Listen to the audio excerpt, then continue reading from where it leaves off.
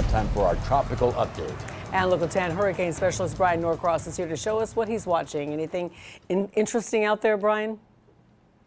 Well, we have a brand new tropical depression over by Africa that is forecast to be a strong hurricane, but is not forecast to be a threat, probably. Let me talk about that here in just a second. But first of all, Ida is not done, unfortunately. This is going to be a big problem over the next day and a half or so. There's the 11 o'clock advisory still, but we know exactly where it's going. It's going on up to the northeast. Let's look at that in detail here with the kind of model radar. And here you see, watch as it goes through the mountainous areas there, the Appalachians, then into the big cities of the Northeast, and finally offshore into Atlantic Canada about Thursday.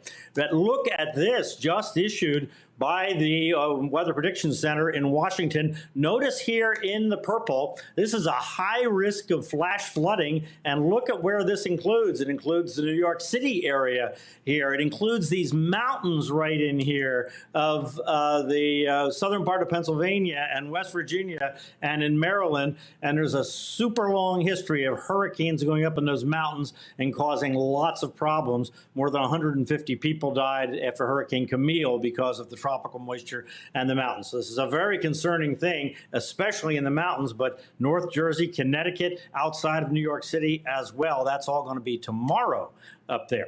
Okay, here we are out in the Atlantic. Now, here's the brand new story. This tropical disturbance number 2 was noting here is now tropical depression number 12. I'll show you that in more detail here in just a second, but let's look what else is there. It's a weak depression Kate, and it's this area over here, disturbance number 1, which is coming from the same place that Ida came from, so we don't like that, but this does not look like the same situation. If you look real closely in here, you can kind of make out a little bit of rotation in the clouds right there. The thinking is that this is going to take on off in this direction and be so close to land that the odds are pretty low it's going to develop, but they're not totally out of the question. We have to watch it, but this has right now very low odds on any kind of development. Now, here is the brand new tropical depression off the coast of Africa, and you can see it has a pretty good rotation to it for something that's brand new and just came off the coast. It has been forecast for days, actually,